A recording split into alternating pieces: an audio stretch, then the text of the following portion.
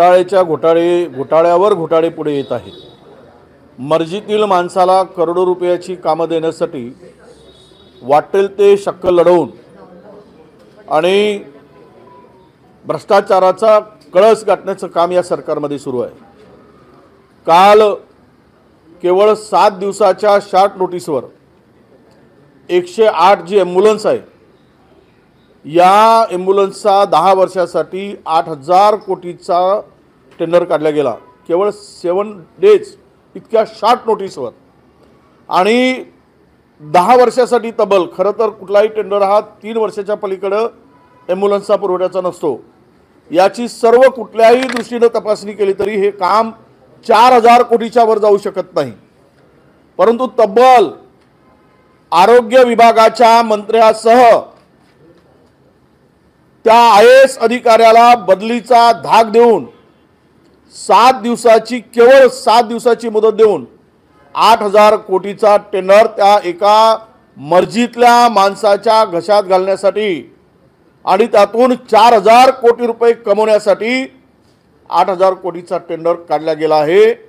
यातून जनतेच्या पैशाची लूट सुरू होणार। तिजोरीमध्ये कर्ज काढून हे राज्य पहिल्यांदाच बर्बाद झालेला आहे, उद्ध्वस्त झालेला आहे।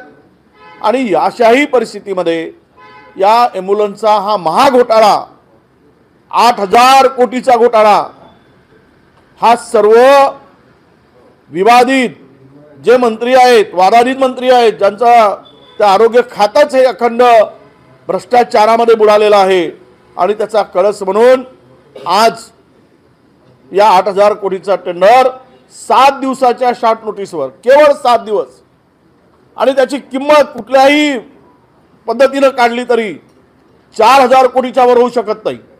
माझा दावा आहे कुठल्या एक्सपर्टला बसवा, कुणालाही बसवा, पण हे चाललं काय? लूट करण्याची पद्धत किती आहे? 4,000 कोटीच्या कामाला 8,000 कोटी मोजणं आणि स्वतःच्या मंत्र्यांच्या जवळच्या नातेवाईकांना हे काम मिळवून मंत्र्याची पार्टनरशिप यामध्ये असणं हे राज्य उद्ध्वस्त करण्याचं काम चाललं आहे। हे राज्य लुटून तिजोरी लुटून या सगळ्या घोटाळेबाज सरकारने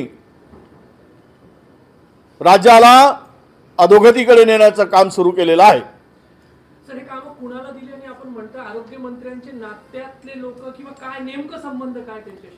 हे बघा, टेंडर प्रोसेस सुरू झाली, 7 दिवसाच्या शॉर्ट नोटीसचा टेंडर काढला गेला। 8,000 कोटीचा टेंडर 7 दिवसात कोणी काढतं काय? अरे थोडी लाज तरी असायला पाहिजे ना। आणि त्यामधले सगळे टर्म कंडिशन ज्या वेळेस टेंडर ओपन होईल त्या माणसाला दिसेल तो माणूस मंत्र्याचा नातेवाईक असेल, हे तुम्हाला मी सांगतोय। केव्हा ओपन होणार आहे टेंडर आणि या संदर्भात आपण काही हे तक्रार करणार आहे? मी तक्रार सुरू झाली, आम्ही ड्राफ्ट तयार झालेला आहे। मी मुख्यमंत्र्यापासून हे टेंडर थांबवण्यासाठी विनंती करणार आहे आणि मुख्यमंत्र्याकडे करणार आहे, दोन्ही उपमुख्यमंत्र्यांच्याकडे करणार आहे।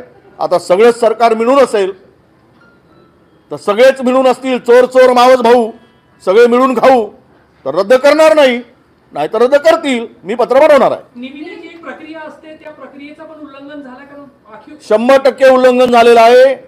हे एका विशिष्ट कंपनीला देण्यासाठी टेंडर सगळी केलेली आहेत।